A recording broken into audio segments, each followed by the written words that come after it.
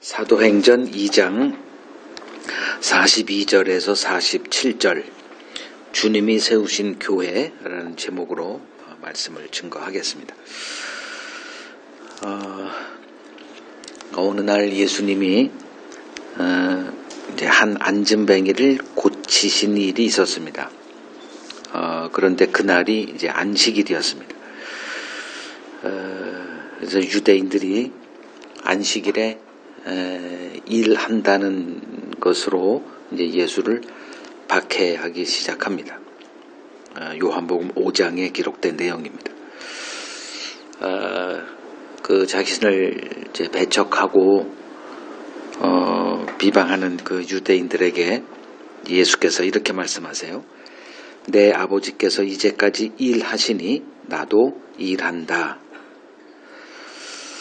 그러니까 율법의 관점으로 하나님의 일을 판단하고 있는 유대인들과 은혜의 관점으로 하나님의 일을 판단하고 있는 예수가 정면 충돌한 사건이었습니다. 그러니까 이 앉은뱅이가 이제 고침받고 이제 정상인이 된 건데 이것이 이제 유대인들의 눈에는 용납될 수가 없는 겁니다. 그러니까 하나님의 은혜를 받기 위해선 선행적인 어떤 일이 있어야 된다는 거죠. 그것이 바로 이제 율법의 행함입니다. 근데 앉은뱅이가 그 38년 동안이나 앉은뱅이로 지냈던 이 사람이 그 율법 행함을 보일 수가 없었죠. 그래서 그 안식일에 이 앉은뱅이를 고친 하나님의 일, 그것을 이 유대인들은 하나님의 일이 아닌 마귀의 일로 평가할 수밖에 없었습니다. 그 사람들은 이제 하나님께서 이 세상에서 무슨 일을 하고 계시는지 궁금해합니다. 예수님의 말씀을 보면 이제 하나님이 이 세상에서 무슨 일을 하시는지를 이제 알 수가 있어요. 그것이 이제 씨 뿌리는 비유로 말씀하시는데 마태복음 13장 24절에 천국은 좋은 씨를 제 밭에 뿌린 사람과 같다 이렇게 말씀하시죠.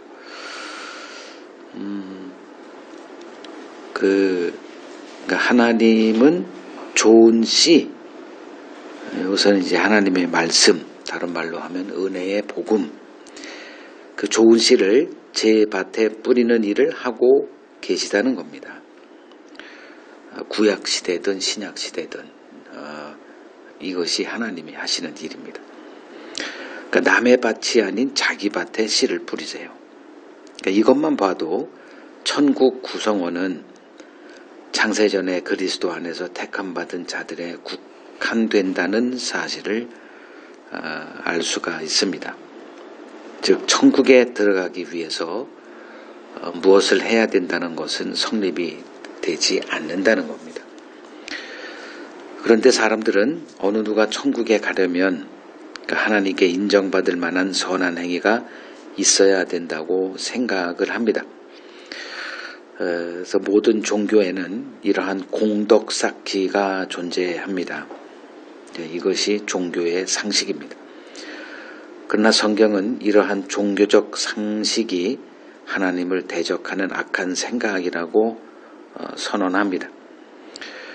그러니까 이러한 그 인간의 생각과 하나님의 생각 사이엔 넘을 수 없는 큰 장벽이 존재합니다.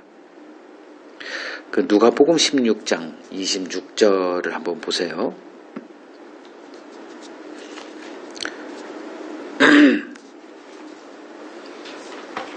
그 한 부자와 이제 그 부자 앞에서 이렇게 떨어진 음식이나 먹고 있는 거지 나사로 비유를 기록해 놨는데 이 땅에서는 이제 그 부자가 아무래도 갑이죠. 근데 죽고 나서 사후 세계를 잠깐 보여주는데 그 누가복음 16장 26절에 그 아브라함이 뭐라고 그 부자에게 얘기하냐면 너희와 우리 사이에 큰 구렁텅이가 놓여 있어 여기서 너희에게 건너가고자 하되 갈 수 없고 거기서 우리에게 건너올 수도 없느니라 이렇게 말합니다. 그러니까 물리적인 어떤 그 큰 갭을 얘기하는 게 아니라 생각의 갭을 얘기하는 거예요. 그러니까 유대인들의 생각 그리고 예수님의 생각에는 이러한 넘을 수 없는 큰 구렁텅이가 존재하고 있었던 거죠. 그러니까 하나님을 이해하려면 그 이 장벽을 무너뜨려야 합니다. 근데 우리가 할 수가 없죠. 그래서 하나님이 먼저 우리를 찾아와 우리들의 이 생각의 장벽을 이제 무너뜨리시는 일을 하십니다. 고린도 후서 한번 보시죠. 지금 하나님이 어떤 일을 하시는가를 한번 보자는 거예요. 고린도 후서 10장 4절 5절 우리의 싸우는 무기는 육신에 속한 것이 아니요 오직 어떤 견고한 진도 무너뜨리는 하나님의 능력이라. 모든 이론을 무너뜨리며 하나님 아는 것을 대적하여 높아진 것을 다 무너뜨리고 모든 생각을 사로잡아 그리스도에게 복종하게 한다 이렇게 말합니다. 이게 이제 하나님이 우리 마음에서 이제 하시는 일이다 보시면 됩니다. 그러니까 하나님께서 먼저 싸움을 걸어 오십니다. 그래서 창세기 32장을 보면 그 야곱이 야복강에서 혼자 이제 남아 있을 때 하나님이 찾아와서 뭐 하세요? 씨름을 하자고 하죠. 싸우시는 거예요. 그래서 이 싸움을 통해서 이제 이 싸움만 한 번의 싸움이 아니에요. 계속 싸움을 걸어오십니다.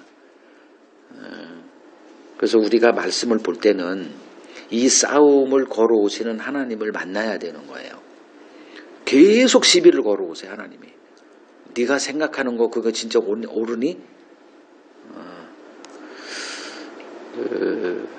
그래서 이 기나긴 싸움의 과정을 거쳐서 이제 야곱이 어떤 사람이 되는가가 창세기 48장 19절입니다.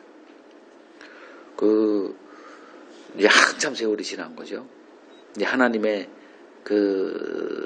이제 걸어오시는 싸움에 걸려든 거예요. 그래서 계속 싸웁니다.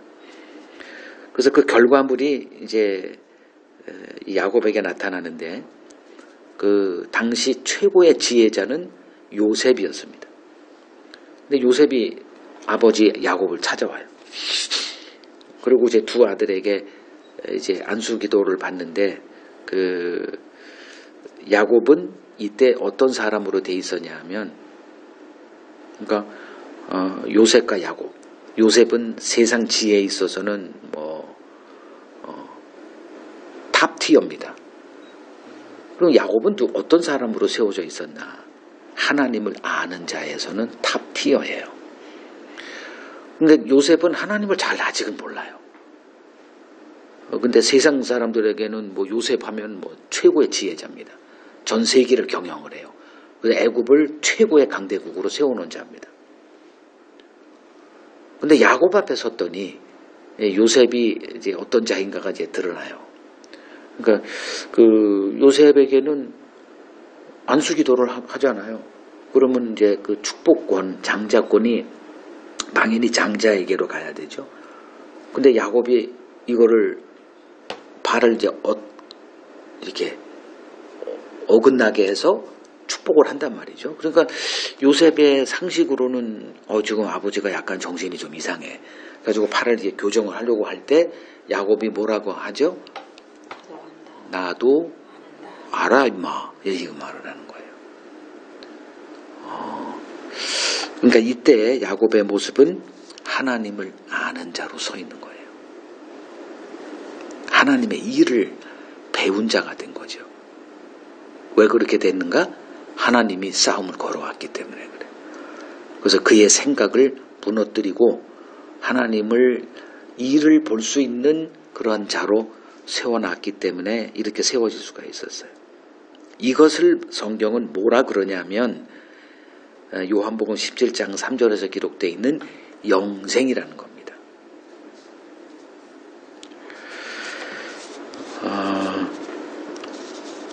그러니까 예수께서 이제 이 땅에 오셔서 이제 공생애를 시작하실 때 가장 먼저 하신 일이 제자들을 불러서 자기와 함께 하는 일이었습니다. 그래서 그들에게 집중적으로 말씀을 가르치십니다. 그러니까 3년간의 그 예수님의 공생애는 제자들에게 그냥 말씀을 그냥 폭탄 세례를 주신 일이다, 이렇게 볼 수 있어요. 이제 그 과정을 통해서 그들은 뭔지 잘 몰랐죠. 뭐 알아듣질 못하니까. 뭐 예수님은 계속 말씀하시는데 무슨 말씀인지 이제 이게 깨달음이 없는 거예요. 그런데 그것이 차여진 거죠. 다 차여져 있었어. 그들의 마음속에. 때가 돼서 이제 성령이 그들에게 임했죠.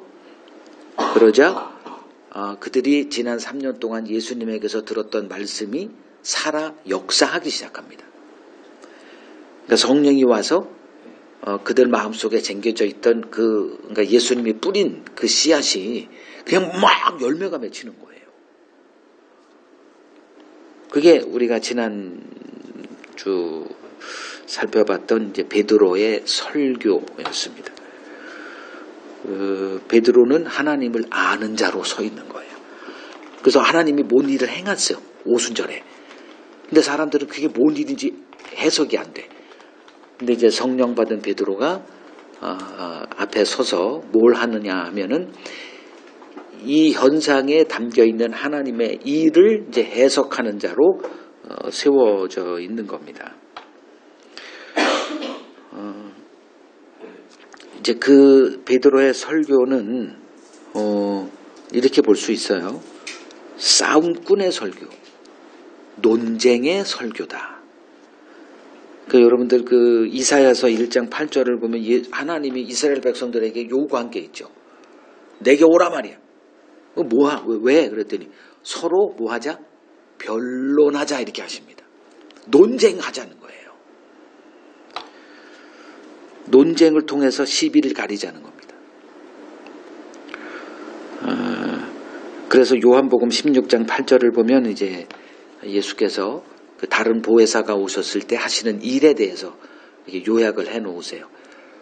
바로 잡겠다는 거죠. 그걸 책망할 거다, 이렇게 얘기를 해요. 뭐 의에 대해서, 심판에 대해서, 죄에 대해서 너희들이 잘못 알고 있는 것을 내가 성령이 오시면 바로 잡아 주실 거야, 이제 이렇게 얘기하세요. 요게 성령 충만함을 받은 베드로가 했던 설교 내용입니다. 바로 잡아 주는 거예요. 하나님에 대한 잘못된 것을 바로 잡아 주는 겁니다.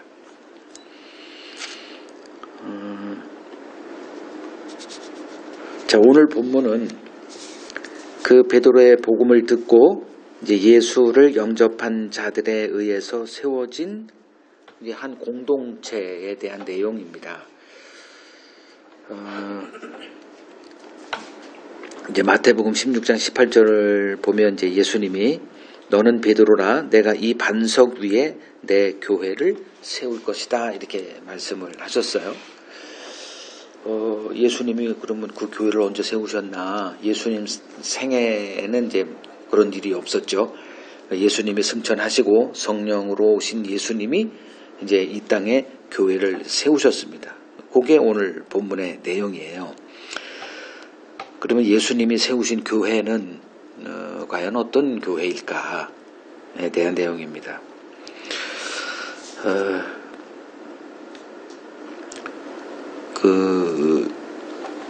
이 땅에는 이제 우리 눈에 이제 두 종류의 교회가 있죠. 우리 눈에 보이는 이제 인간 조직화된 교회, 우리가 잘 아는 것들이에요. 뭐 교단에 속한 여러 가지 다양한 교회들. 그리고 또 하나가 주님에 의해서 등장한 교회. 요걸 보자는 겁니다. 그게 오늘 본문 내용이에요. 자, 42절 읽겠습니다. 그들이 사도의 가르침을 받아 서로 교제하고 떡을 떼며 오로지 기도하기를 힘쓰니라. 자, 이들이 사도의 이제 가르침을 받았다 말합니다. 그리고 나서 이제 교제 그리고 떡을 떼고 기도하기를 힘썼다 이렇게 얘기합니다. 먼저 사도의 가르침을 받았다. 여기에 주목하십시오. 그러니까 사도의 가르침을 받았다. 이게 무슨 뜻일까? 왜 그랬을까? 그러니까 사도들이 뭘 가르쳤을까요? 사도들이 가르친 것은 한마디로 복음이에요. 복음을 선포한 겁니다. 그 복음의 내용이 이제 또 신약의 이제 서신서에 또 이렇게 잔뜩 담겨져 있죠. 그러니까 사도들이 전한 것은 이제 복음이에요. 그래서 교회는 그 사도들이 전한 복음의 터 위에 세워진 것을 교회다 이렇게 얘기하는데, 그러니까 이들이 사도의 가르침을 이제 받았다. 그러면 그 사도들의 가르침을 받는 자들로 세워졌다는 건데, 어떤 일이 벌어졌을까? 이렇게 보시면 돼요. 그들이 복음을 들었습니다. 이제 복음을 듣고 이제 완전히 이제 달라진 사람들이 된 건데, 어떤 사람이 되었느냐? 의에 줄이고 목마른 자들이 되었다는 것은 그들이 사도의 가르침을 받았다는 말에 포함되어 있는 내용이에요.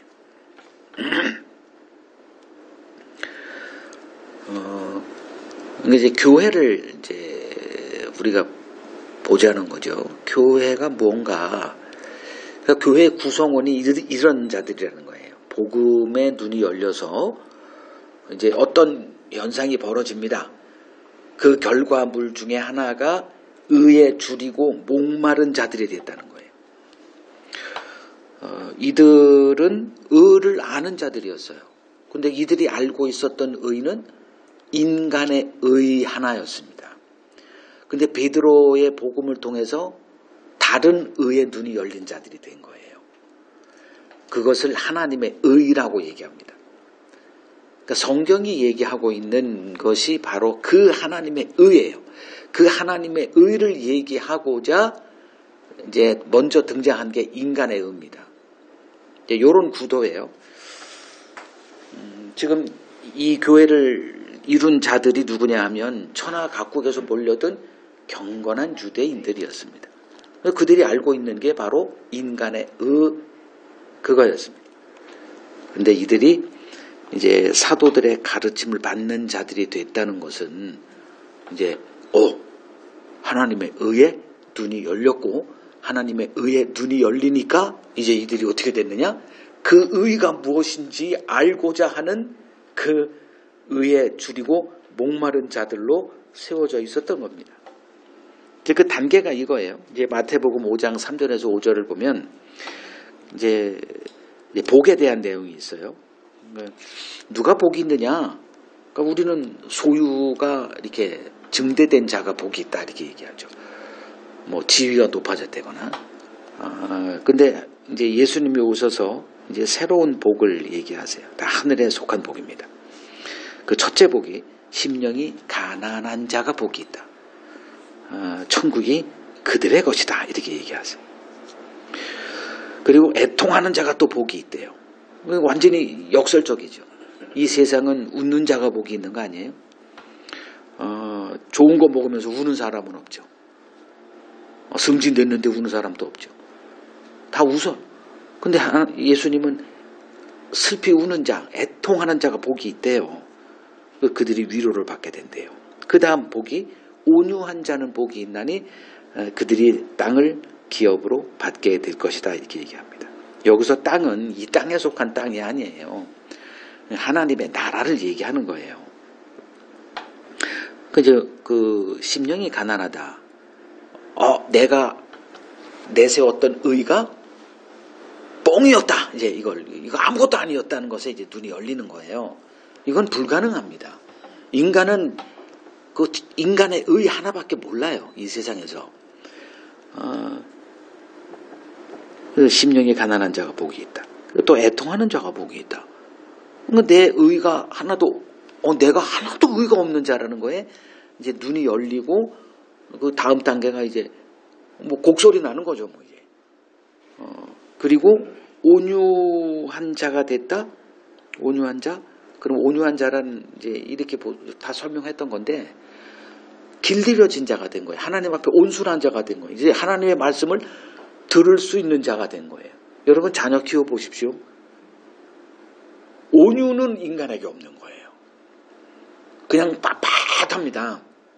그러니까 뭐 힘 앞에 아빠의 권세 앞에 뭐 돈을 쥐고 있으니까 나 학교도 보내고 용돈도 주니까 그냥 뭐 이렇게 순종하는 것처럼 보이지만 아니에요. 거기에는 아주 그냥 그 고집이 이렇게 숨겨져 있는 거죠. 위장된 거죠. 근데 이제 온유한 자가 됐다는 거는 누구에게 이렇게 순복하고 이런 얘기가 아니고 하나님의 말씀을 들을 수 있는 그런 야생마 같은 자가 됐다는 거예요. 본질은 야생마예요. 야생마. 그런데 하나님 말씀 앞에는 이상하게 이렇게 순복이 돼. 그리고 이 세상 어떤 곳에는 확 대드는 뭐 다른 말로 표현이 안 돼. 야생마. 저는 신자를 그런 자로 이렇게 해석을 해요. 이제 그 다음에 이제 하나님의 말씀을 이제 들을 수 있는 자가 된 거예요. 예전에는 뭐 그냥 안 듣죠. 그냥 교회만 다니는 거예요. 설교만 들어요. 근데 하나님의 말씀은 안 들어. 근데 어느 순간에 하나님이 그런 자로 만들어 놓으세요. 말씀을 듣는 자가 된 거예요. 들리니까 뭐가 돼?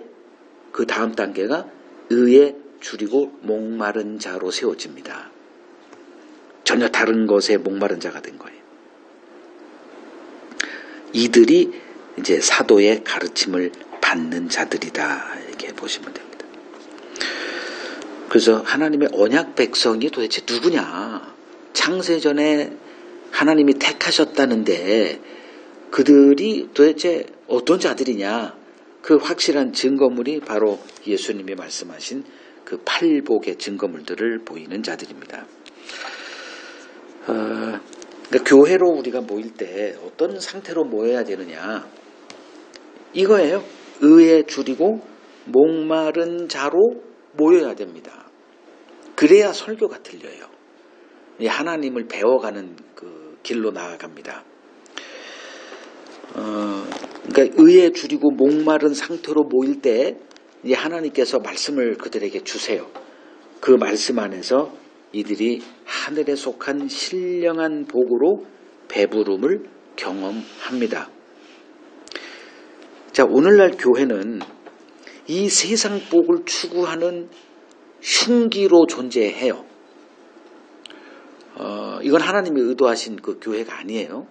근데 현실 교회는 그렇습니다. 그냥 이 세상 복을 그 누구보다 더 구하는 자들로 이제 존재하죠. 그 이유가 바로 이거예요. 의에 목마르고 줄인 자들로 보이지 않기 때문에 그래요. 그러니까 내가 지금 그 하나님의 말씀 안에서 즐거워하고 이를 주야로 묵상하는 자로 세워져 있는지 여러분들이 자신을 살펴야 합니다. 그러니까 사도 바울이 정의한 신앙 생활의 요약본이 있어요. 그게 바로 이제 에베소서 4장 22절에서 24절입니다. 여기를 보면 그 신앙 생활을 이렇게 요약을 합니다. 옛 사람을 벗어버리고 새 사람을 입는 것. 그러니까 벗어버림과 입는 것. 근데 요거를 그 누가 또 얘기를 했냐면 그 다윗도 동일한 얘기를 했어요. 그게 시편 1편 1절 2절의 내용입니다.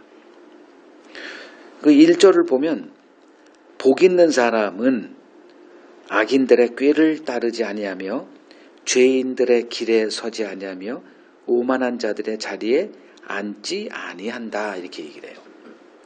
그러니까 이게 뭐냐면 옛 사람을 벗는 삶을 말해요. 그러니까 예전에 자기가 사귀었던 사람들이 있어요. 그들과의 그 관계를 정리하는 삶. 그게 악인들의 꾀를 따르지 않고 죄인들의 길에 서지 않고 오만한 자들의 자리에 서지 않지 않는 것. 이렇게 표현해요. 그 다음에 이제 2절에 새 사람을 입는 삶을 얘기를 해요. 2절 오직 여호와의 율법을 즐거워하여 그의 율법을 주야로 묵상하는도다.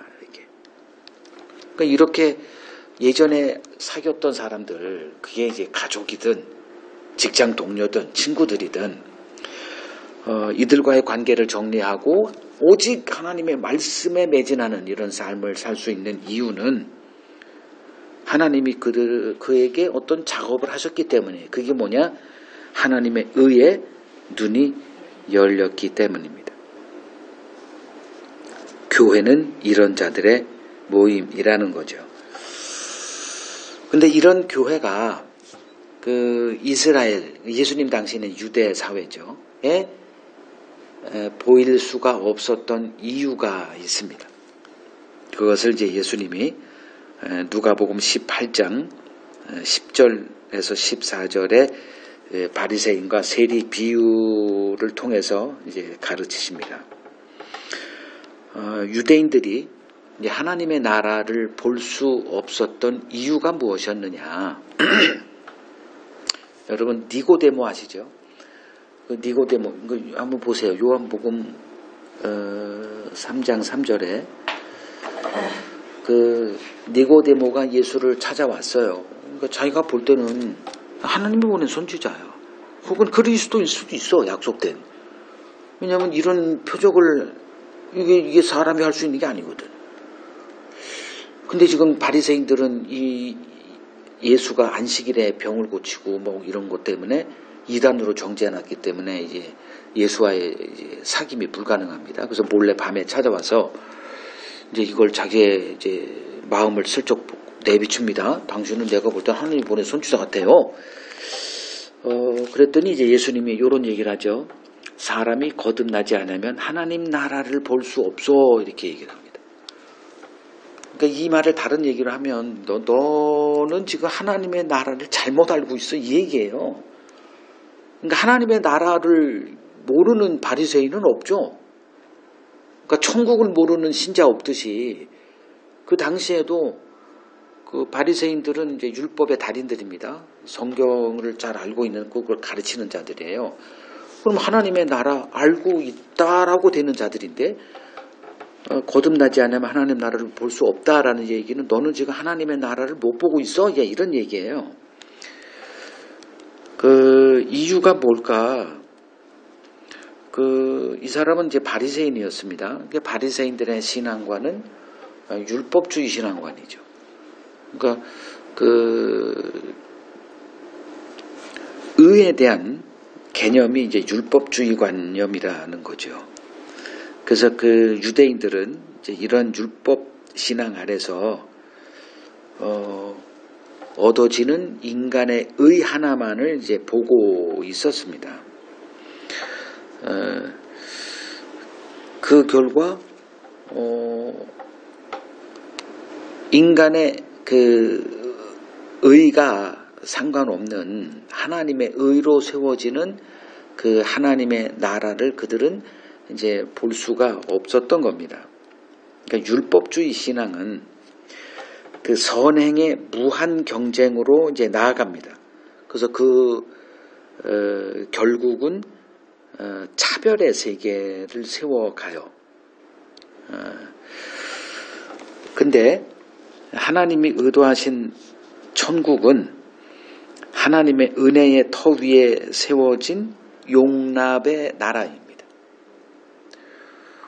그래서 그 누가복음 18장 10절에서 14절에 두 사람을 딱 세워놔요.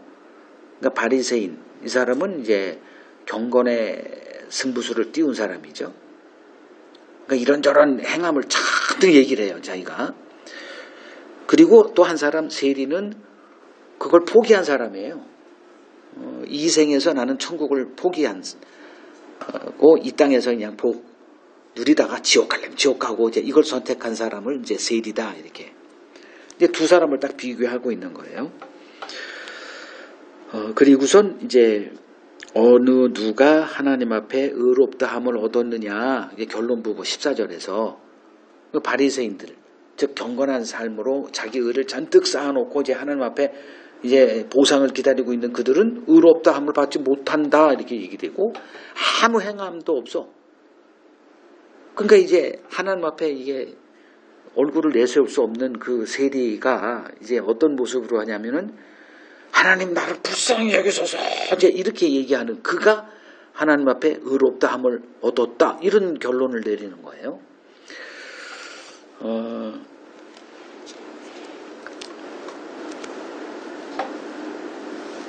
그러면 지금 이제 오늘 얘기가 본문에서 이제 우리가 살펴야 되는 게 주님이 세운 교회는 어떤 곳이냐에 대한 내용이에요. 그래서 좀 이런 서론을 제가 좀 많이 얘기를 하는 거 있습니다. 이스라엘은 율법이 주어진 자들이에요. 하나님이 율법을 이스라엘에게 줘서 뭘 가르치고자 했을까? 하나님이 계획하신 천국이 어떤 곳인지를 그들에게 가르치고자 율법을 주셨어요. 근데 요거는 이론적인 이제 설명이고 실제 유대인들은 그 율법을 어떤 용도로 사용했느냐, 자기 의를 쌓는 수단으로 이제 삼아 이제 버린 거죠.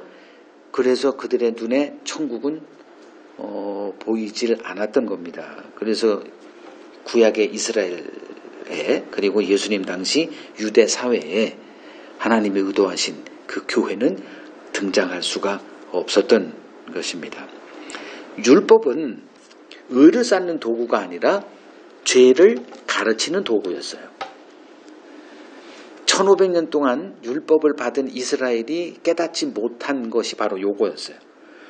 율법을 주신 하나님의 의도를 그들은 완전히 오해한 겁니다.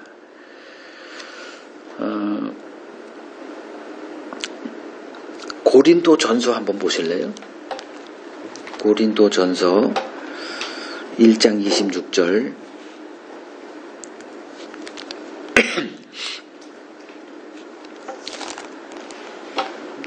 형제들아 너희를 부르심을 보라. 육체를 따라 지혜로운 자가 많지 아니하며 능한 자가 많지 아니하며 문벌 좋은 자가 많지 아니하도다. 그러나 하나님께서 세상에 미련한 것들을 택하사 지혜 있는 자들을 부끄럽게 하려 하시고 세상에 약한 것들을 택하사 강한 것들을 부끄럽게 하려 하시며 하나님께서 세상에 천한 것들, 멸시받는 것들, 없는 것들을 택하사 있는 것들을 폐하려 하시나니 이는 아무 육체도 하나님 앞에서 자랑하지 못하게 하려 하십니다. 이렇게 말합니다. 자, 그러면 이제 하나님께서 천국을 세워 가시는데 천국의 구성원들을 이렇게 세울 거 아닙니까? 그러면 이 구절을 보면 하나님께서 천국을 세워가는 그 구성원들이 어떤 자들인지가 드러나죠. 이런 자들이라는 거예요. 세상에 미련한 것들, 약한 것, 천한 것, 멸시받는 것, 없는 것, 이들을 모아서 하나님의 나라를 세워 가십니다. 그래서 천국은 이러한 자들이 하나 되는 곳임을 이제 가르치세요. 그저 이걸 가능하게 하는 게 뭘까? 그게 바로 하나님의 은혜입니다. 자, 여기서 이제 이런 것들은 이제 원론적인 내용이고, 이제 오늘 이제 예수님의 복음으로 세워진 교회 모습을 이제 한번 이제 보자는 거죠. 42절을 보면 이제 이들이 사도들의 가르침을 받아 뭐 했냐 하면 서로 교제하고 떡을 떼고 이제 기도하기를 힘썼다 이렇게 나와요. 저 여기서 교제. 교제라고 하는 말이 이제 그 헬라어로 코이노니아라는 말인데, 그리스도 안에서 한 몸을 이루는 사귐을 교제다 이렇게 말합니다. 그래서 즉 사도들의 가르침을 받은 후 이들에게 나타난 교제는 어떤 교제였을까? 바로 차별이 없는 서로 용납으로 이루어지는 한 몸. 요거를 교제다 이렇게 말합니다. 그래서 이 교제를 언급하기 전에 이들이 사도들의 가르침을 받았다라고 말하고 있는 이유예요. 그러니까 사도들이 가르친 것은 복음이죠. 복음이 말하는 것은 하나님의 의입니다. 이걸 다른 말로 말하면 하나님의 은혜예요.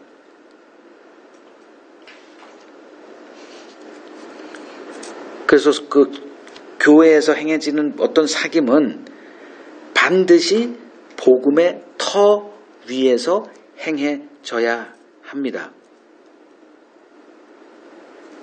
그런데 이게 말같이 쉬운가? 모이면 뭐부터 하죠? 사귀잖아요. 교회로 모이면 뭐해요? 사깁니다. 어떻게 사귀어지느냐? 그러니까 예수님이 의도하신 교회는 복음의 터 위에서 서로 사귐이 진행되는 교회를 의도하셨는데 실제 우리들이 경험하는 교회는 어떤 사귐이죠? 여러분들이 뭐 잘 아시는 거예요. 서로 우리가 용납하고 이렇게 사귀어야 돼. 이러고 사귀는 사람은 없어요. 어떤 사귐을 하는지 아세요? 자기 끼리끼리의 사귐을 합니다. 그러니까 경제적 수준이 뭐 같거나 이제 그런 사귐으로 나아가요. 그러니까 이거는 예수님이 의도하신 교회와 아무 상관이 없는 그러한 교회임을 이제 우리가 알아야 됩니다. 그러니까 자기들끼리 이제 연대해서 이걸 당파라고 얘기를 해요. 그러니까 교회는 서로가 이렇게 당파, 자기들끼리의 모임이 있어요.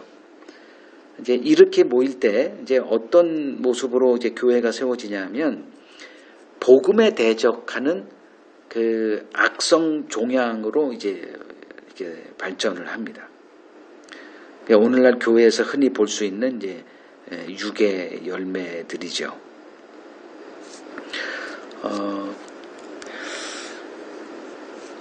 그러니까 교제가 이제 어떤 모습이어야 되느냐 그것을 이제 조금 더 이제 보죠. 이제 43절, 46절로 가겠습니다.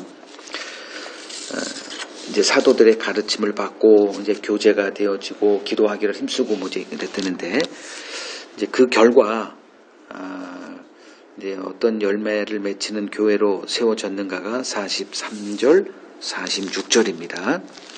같이 읽겠습니다.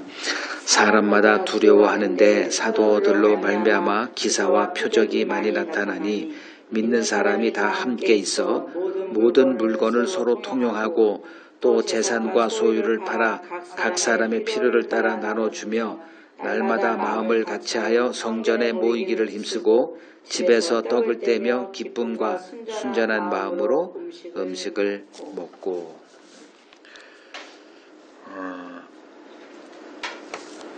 이제 복음을 듣고 예수를 영접한 자들에게 이제 베드로가 이제 여러 말로 확증하며 이제 권했다 그랬죠.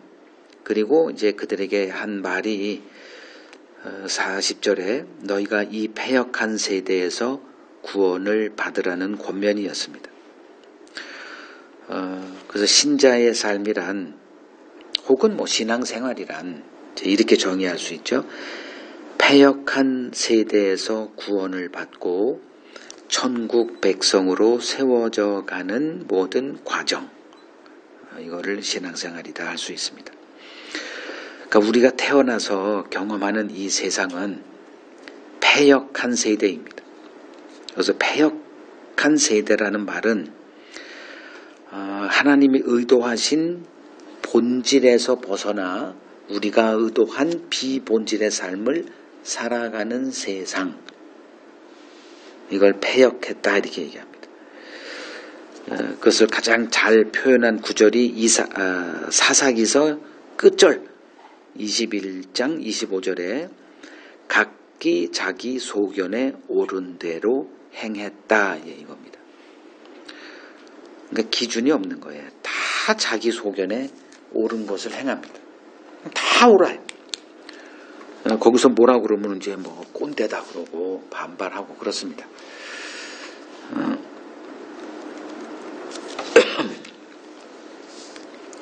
이것이 이제 패역한 세대고 하나님은 우리를 이 패역한 세대에서 구원하십니다. 그러니까 이 패역한 세대를 이제 한마디로 표현하면 사랑이 없는 세대다 말할 수 있습니다. 그러니까 이 세상은 사랑을 이야기하지만 사랑을 알지 못합니다.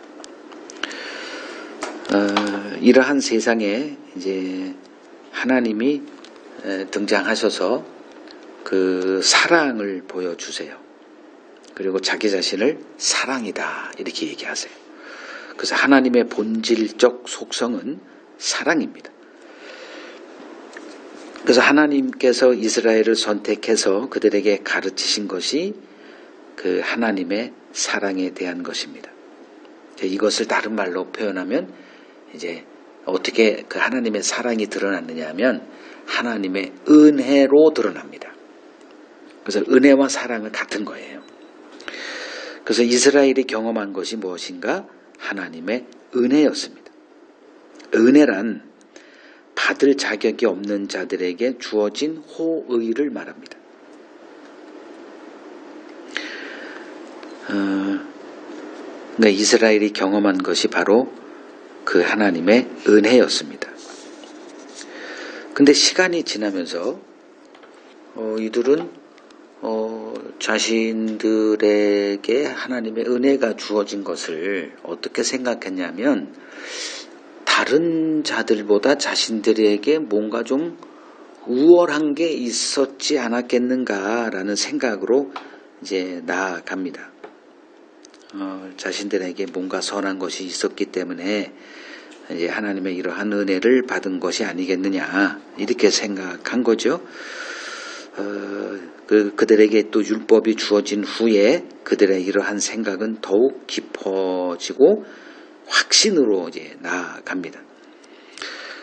그 이후 1500년 기간의 이스라엘 역사 가운데 이제 하나님이 하신 일을 요약하면 이러한 인간의 오만한 생각을 바로잡는 일이었다 할 수 있습니다.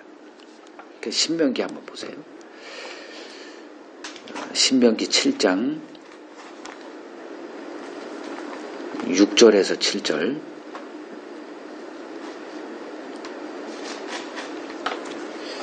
너는 여호와 네 하나님의 성민이라. 그러니까 거룩한 백성. 거룩한 백성이 어떻게 됐나 설명을 해요. 네 하나님 여호와께서 지상 만민 중에서 너를 자기 기업의 백성으로 택하셨다. 이 하나님의 택함으로 그들이 하나님의 성민, 거룩한 백성이 되었다는 거죠. 그리고 7절에 보니까 여호와께서 너희를 기뻐하시고 너희를 택하심은 너희가 다른 민족보다 수요가 많기 때문이 아니라 너희는 오히려 모든 민족 중에 가장 적었기 때문이다. 이제 이렇게 얘기를 해요. 그러니까 뭐 숫자가 작고 크고의 문제가 아니고 우월함에 관한 얘기를 하는 거예요. 너희가 더 나았기 때문이 아니라 오히려 너 가장 못한 자들이었기 때문에 이 하나님의 은혜를 입어서 이제 이렇게 되는 거예요. 근데 이것이 그들의 이제 착각이었죠. 뭔가 더 남보다 나았기 때문이 아니었는가. 그리고 이제 신명기 8장 갑니다. 8장 17절. 근데 이들이 이제 신명기는 출애굽과 차이가 한 40년 이후에 간격이 있죠. 이제 율법을 받고 나서 그 율법을 받고 이제 40년이 지났을 때 이제 주어진 게 신명기입니다. 그 율법을 받은 후에 이제 이들이 어떤 생각을 가졌냐면, 그러니까 율법 행위로 나갔을 거 아니에요? 그 율법 행위로 이제 이들은 차별을 한 거예요. 그러니까 율법이 주어지지 않은 그 다른 민족과 자신들은 이렇게 달라. 그러니까 율법을 가졌다는 게 아니라 그 율법을 갖고 그 율법으로 살았기 때문에 자신들은 그들과 더 나은 의를 가졌지 않았느냐. 이제 이런 생각으로 나아간 그들에게 뭐라고 얘기를 하냐면 신명기 8장 17절 그러나 네가 마음에 이르기를 내 능력과 내 손의 힘으로 내가 이 재물을 얻었다 말할 것이라. 네 하나님 여호와를 기억하라. 그가 네게 재물 얻을 능력을 주셨습니다. 이렇게 얘기하세요. 그러니까 그들의 그 교만한 생각을 계속 하나님이 바로잡아 주시는 일을 하십니다. 이게 구약 그 이스라엘 역사의 요약본이에요. 이제 그들은 하나님의 은혜를 모르고 그 자기 의를 세우고자 이제 힘써 하나님의 의에 복종하지 않는 길로 이제 나아갔습니다. 이러한 이스라엘의 완고함 때문에 이제 교만한 마음 때문에 이제 하나님이 그 의도하신 거룩한 나라가 이스라엘 역사 가운데 드러날 수가 없었던 겁니다. 이러한 이스라엘의 그 영적 상태를 보여주는 한 사례가 요한복음 5장입니다. 요한복음 5장 한번 보세요. 요한복음 5장 2절에 보면 그 예루살렘에 있는 양문 곁에 히브리 말로 베데스다라 하는 연못 그곳에 이제 참 많은 다양한 병자들이 이제 모여서 뭘 하고 있냐면 그 3절 끝에 물의 움직임을 이제 기다리는 이러한 좀 이상한 모습을 이제 보여줍니다. 물의 움직임이 뭐냐 했더니 이제 4절에 가끔씩 천사가 내려와서 물을 움직이게 하는데 그 움직임, 이 일이 있은 후 그 연못에 먼저 들어간 자가 이제 어떤 병에 걸렸든지 낫게 되는 일이 있었나 봅니다. 어떤 연우든지 이제 그것이 전설이 되고 이제 이들을 이제 지금 이 시대 사람들이 이 베데스라는 연못에 모여 있는 거예요. 수많은 병자들이. 자, 이 모습이 바로 그 이스라엘의 현 주소라는 거죠. 무슨 모습이냐면은 그 베데스다라는 연못 이게 이제 비유예요. 이게 베데스다라는 것을 이제 풀면 은혜의 집이라는 뜻이에요. 은혜는 뭐라 그랬죠? 받을 자격이 없는 자에게 주어지는 호의, 이 은혜가 베풀어지는 집, 이걸 이스라엘이라고 얘기합니다. 근데 지금 그 이스라엘은 어떤 형태죠? 하나님의 은혜를 받기 위해서 뭘 해야 돼? 이 우물에 들어가야 돼. 근데 누가 은혜를 체험해요? 가장 먼저 그 우물에 가는 자, 경쟁이죠. 가장 먼저 들어가는 자가 은혜를 체험하니 이 세계는 은혜가 아니에요. 이거는 경쟁의 정글이에요. 경쟁의 정글. 이게 지금 이스라엘이 세워놓은 그 하나님의 나라라고 하는 개념이에요. 이들이. 이걸 이제 비꼬기 위해서 이제 예수님이 베데스다라는 연못을 찾아가서 거기서 5절에 38해 즉 38년 동안 안진뱅이로 지내고 있는 그 한 병자를 찾아가서 네가 낫고자 하느냐 그러자 그 자가 뭐라고 답하냐 하면 이제 분노를 이제 표시하는 거죠. 주여, 물이 움직일 때 나를 못에 넣어주는 사람이 없어서 내가 가는 동안에 다른 사람이 다 먼저 갑니다. 나는 애당초 은혜 받기가 틀렸는데 이제 이런 그 마음의 속상함을 이제 토로하죠. 그러자 8절에 예수님이 이런 거 다 무시하고 뭐라 그러냐? 네 자리를 들고 걸어가라.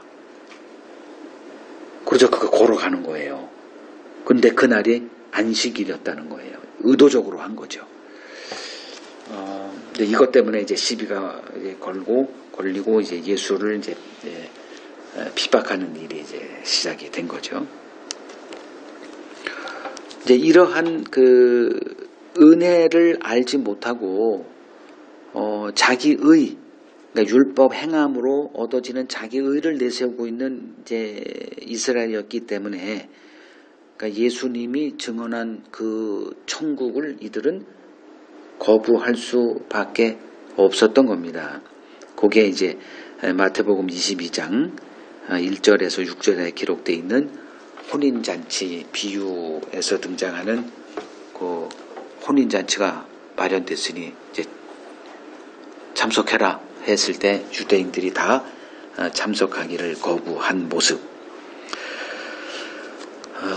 이스라엘은 하나님의 은혜로 살고 있으면서 정작 자신들이 하나님의 은혜로 살고 있다는 사실을 전혀 보지 못한 채 살고 있었습니다.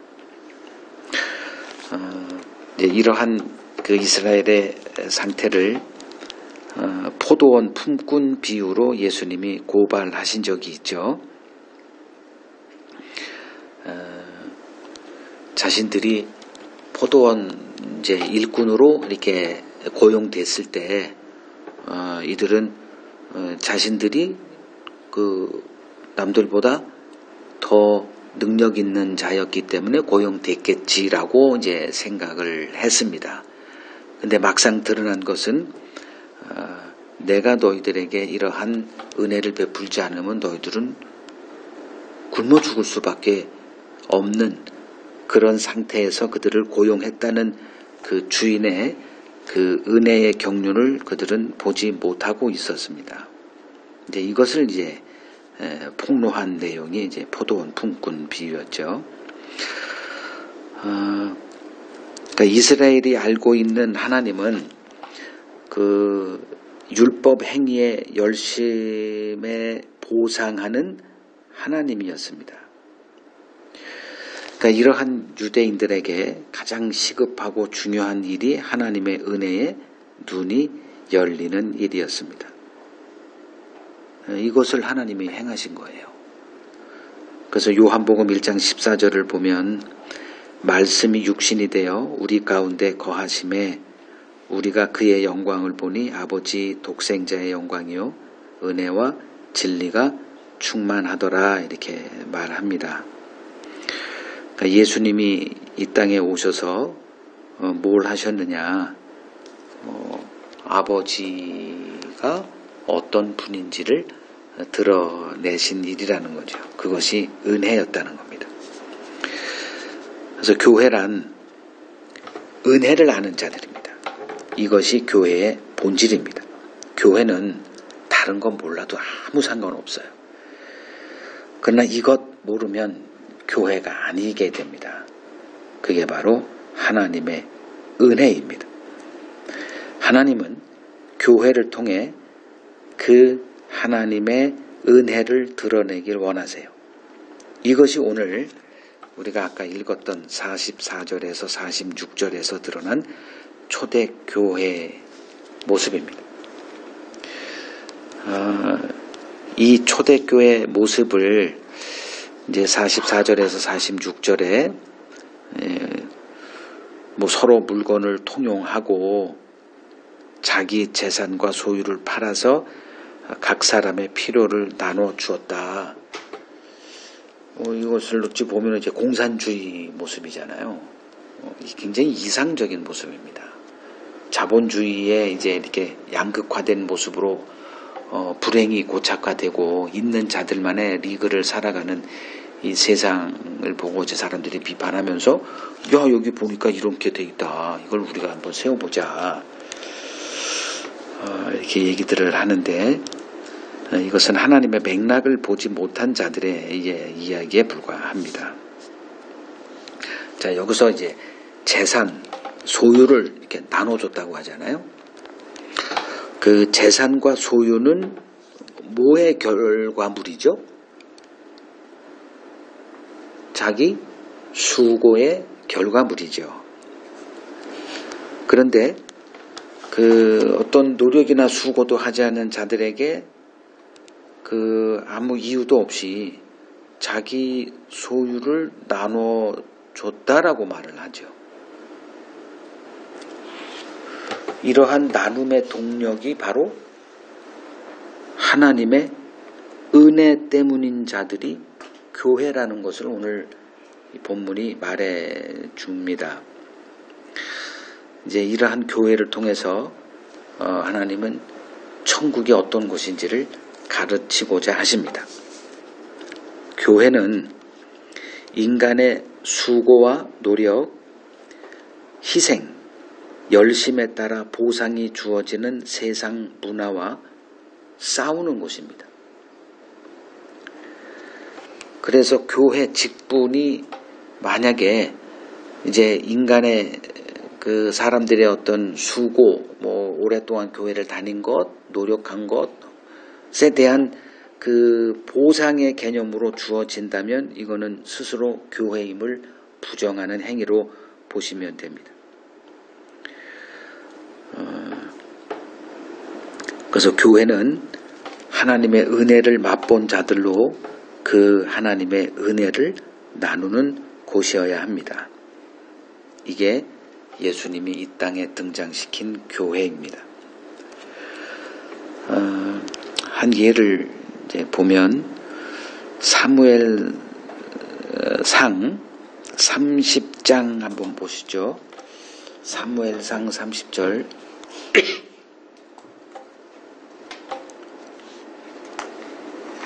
사무엘상 거의 이제 끝부분인데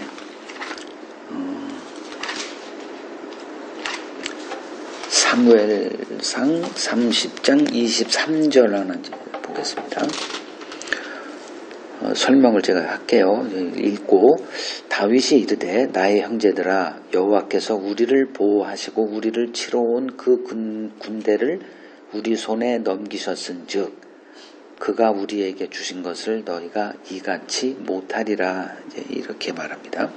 무슨 내용이냐면 그 다윗이 그 사울의 추적을 피해서 어느 때 이제 블레셋 지역으로 도피한 적이 있어요. 계속 그 이스라엘 진역을 도망치다가 여기서 계속 있다가는 언젠가 다윗의 추적에 이제 발목에 잡혀서 죽게 되겠다 해서 아예 그냥 블레셋 지역으로 이제 넘어가서 거기서 한 시글락이라고 하는 한 성읍을 얻어서 자기를 따르는 자들과 이제 거주하고 있었어요. 그 숫자가 이제 꽤나 됐어요. 한 600명 이상이 됐습니다. 근데 어느 날 그 블레셋 군대가 다 모여서 이스라엘을 침공하는 이제 일이 벌어집니다. 이때 이제 그 블레셋 그러니까 다윗에게 그 시글락이라고 하는 성읍을 줬던 그 아기스 왕이 야 다윗 너도 와서 싸우자. 그러니까 이걸 거부할 수가 없고 그래서 이제 그 사람들을 이제 데리고 3일 동안 이 시글락 성을 떠나서 있었던 일이 있었어요. 거기다 이제 자기 재물들 그리고 자기 식솔들을 이제 두고 군사들만 이제 간 거죠. 그 3일 동안에 어떤 일이 벌어졌냐면 아말렉 족속들이 이 시글락 성읍을 공격해서 거기서 다윗의 두 아내 그리고 식솔들 그리고 재산들을 다 노획해서 이제 들어가는 일이 벌어져요. 그 3일 후에 그 시글락 성읍에 왔더니 이 사단이 벌어진 거예요. 그래서 다윗이 이제 그 군사 600명을 이끌고 이제 그 아말렉 그 족속을 추적하기 시작합니다. 그 하다 보니 너무 힘들어. 그래서 그 600명 가운데 그 200명이 우리는 더 이상 못 가겠네요 해서 그냥 어느 중간에서 그냥 포기하고 그냥 거기서 쉬어요. 그리고 다윗은 400명의 군사를 이끌고 끝까지 그 천신만고 끝에 그 아말렉을 추적을 해서 그들을 아작을 내고 뺏겼던 자기 소유물들, 자기 아내 뭐 다 뺏어 돌아옵니다. 그 돌아올 때 이제 그 쉬고 있는 200명을 이제 만나게 돼요. 그러니까 엄청난 노획물을 가져온 거예요. 그때 이제 나눠야 되잖아요. 노획물은. 그 노획물을 나눌 때 이제 사람들이 이건 우리만 갖자. 우리가 수고했으니까. 그러니까 그 200명들은 지금 쉬고 있는 거예요. 아무것도 한 게 없어. 그 우리가 다 싸우고 쫓아가서 고생하고 그 필사의 노력으로 이 노획물을 가져왔는데 그 우리끼리만 나누자는 거예요. 그러니까 이 200명들에게 나누지 말자. 그때 이제 조금 아까 읽었던 23절의 내용을 다윗이 얘기한 거예요. 얘들아, 하나님께서 우리를 보호하시고 우리를 치러 온 그 군대를 우리 손에 넘기신 거야. 그러니 우리에게 주신 것을 너희가 우리끼리 나누자는 말은 하지 말자. 요 얘기를 한 거예요. 그러니까 다윗은 뭘 보고 있었죠? 아니, 수고한 거예요, 자기가. 근데 다윗은 다른 거를 보고 있어요. 하나님이 우리와 함께 하지 않았으면, 우리가 제 아무리 수고하고 기발한 지혜를 하고 능력을 발휘해서도 이거 못 얻는다. 요게 다윗의 시각이었습니다. 그러니까 다른 거를 보고 있는 거예요. 교회가 뭐냐? 하나님의 은혜는 안 보여요. 그냥 내가 한 것만 보입니다. 내가 한 헌금이 보이고, 내가 수고하고, 내가 수십 년 동안 이렇게 충성하고, 뭐 전도하고, 교회를 내가 이렇게 부흥시키고, 이런 것만 보이는 거예요. 이걸 보는 자들은 교회가 아니라는 거예요. 그게 오늘 그 44절에서 46절에 기록되어 있는 자기 재산을 팔고 필요를 따라 나눠주고 뭐 이렇게 했다는 거예요. 서로 자기 물건을 제 거로 여기지 않고 했다는 거예요. 요걸 잘못 이해하면 우리가 이런 공동 참 살기 좋은 그 교회를 만들자 이렇게 나간다니까요. 이건 교회가 아니라는 거예요. 그래서 교회는 이제 교회에서 이제 나눔이 있잖아요. 지금 여기 나눔에 관한 내용인데, 그래서 교회의 나눔은 구제가 아니에요. 하나님의 은혜 안에 거하는 자들에게 자연스럽게 드러나는 결과물로 보아야만 합니다. 그래서 이런 교회를 이루자, 뭐 사도행전의 삶을 살자라는 구호는 그 은혜를 알지 못하는 자들의 종교적 구호에 불과하다는 것을 알아야만 합니다.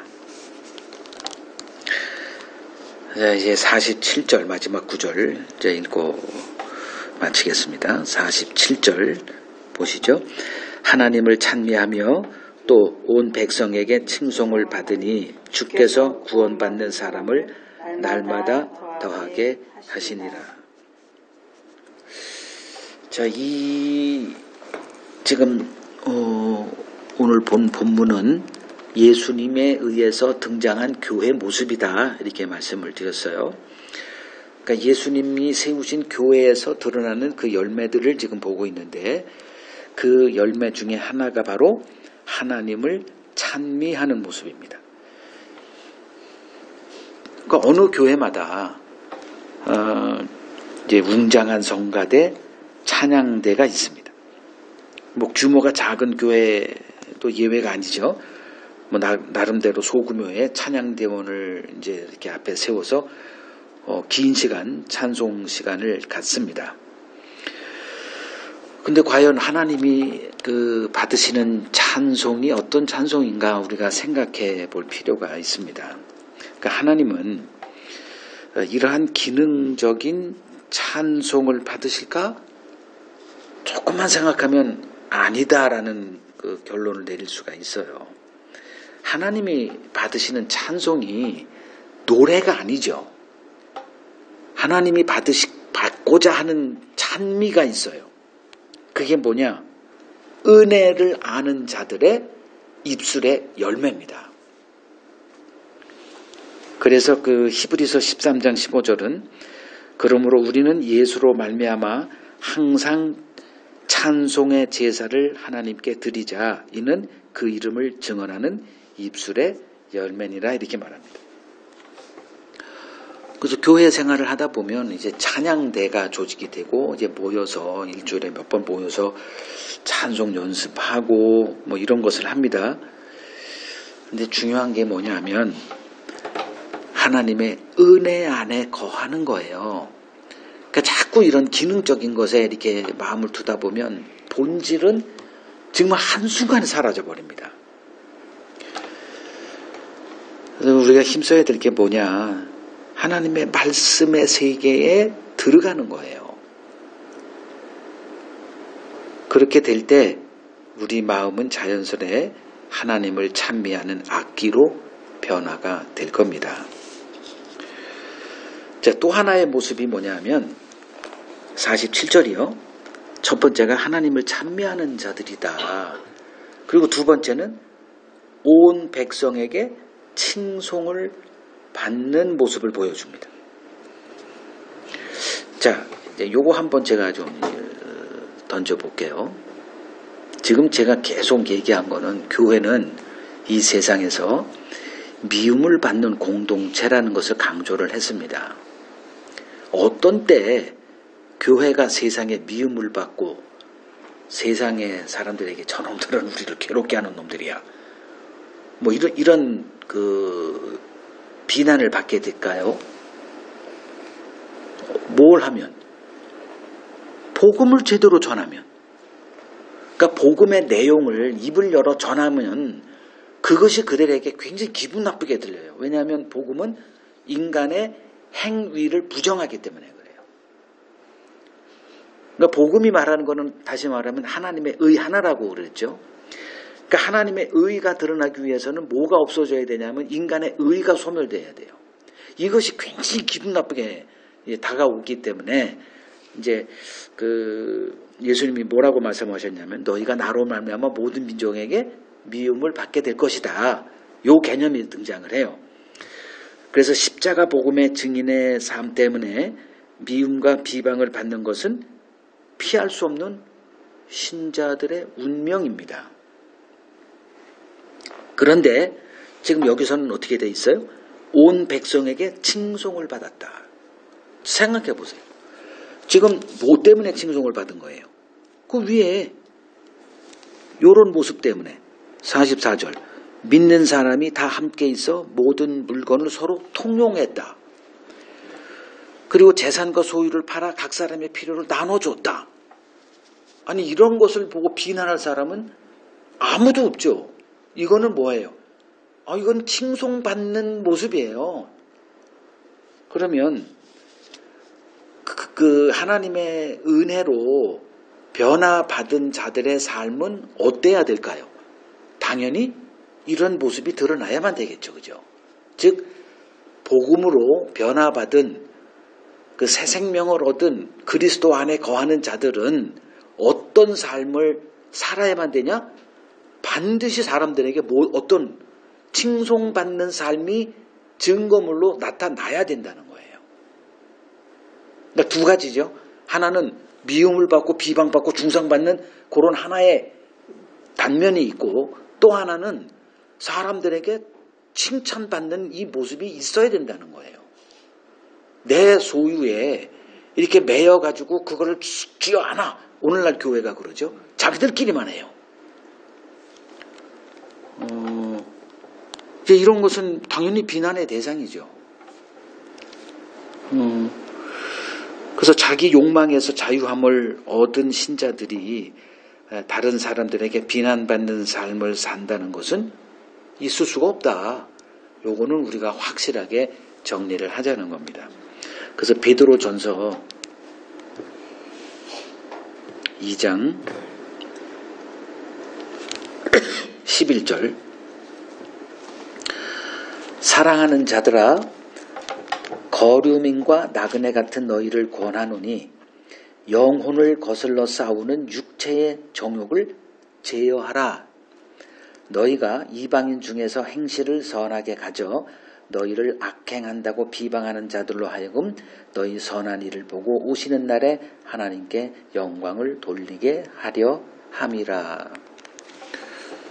그러니까 하나님의 이름이 이제 우리들의 어떤 삶, 육체의 정욕에 이끌려 사는 삶 때문에 하나님의 이름이 모독을 당하는 거죠. 이거는 우리가 명확히 해야 됩니다. 여러분들의 삶이 이제 사람들에게 이렇게 비난받는 삶을 산다면 여러분들은 지금 대단히 잘못된 삶을 살고 있는 거다. 그래서 우리는 영혼을 거슬러 싸우는 육체의 정욕과 맞서 싸우는 기본적인 삶이 주어져 있다.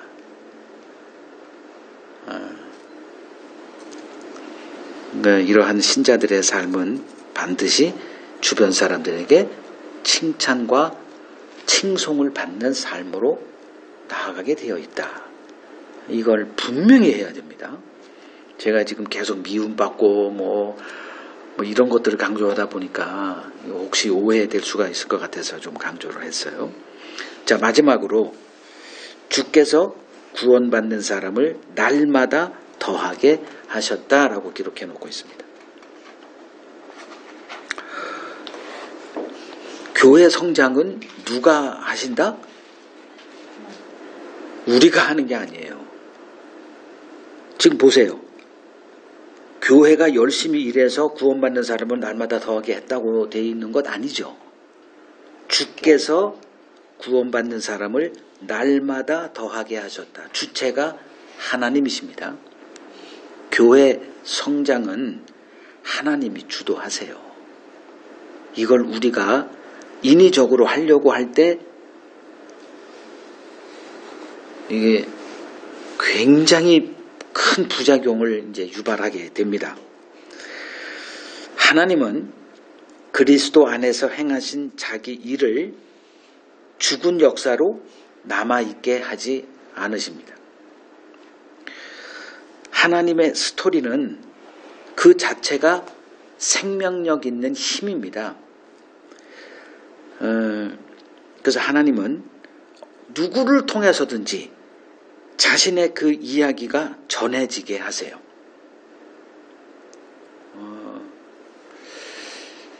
그냥 그 성경 하나에 이렇게 담아서 죽은 역사로 있게 하지 않으십니다. 죽은 자를 살려서 저도 그 중에 하나죠. 그 복음의 증인으로 될 수 없는 저를 하나님께서 그렇게 만드셨어요. 그래서 저를 통해서도 지금 이 하나님의 이야기가 땅끝까지 전하게 되는 일에 사용을 하고 계세요. 이게 주께서 구원받는 사람을 날마다 더하게 하시니라 담겨져 있는 의미입니다. 하나님은 지금도 이 일을 쉬지 않고 행하십니다. 전 세계에 흩어져 있는 자기 백성을 복음의 세계로 이끌어 하나님의 찬송이 되게 하십니다. 교회 성장은 우리가 하는 일이 아닙니다. 이걸 우리가 주도하려고 할 때 교회는 더 이상 교회가 아니게 됩니다. 그러니까 구원받는 사람을 날마다 더하게 하시는 일에 동역자로 부름받은 자들을 교회다 이렇게 말합니다. 여러분들이 이 하나님의 일에 쓰임받는 하나님의 동역자들로 살아가시기를 간절히 소망합니다.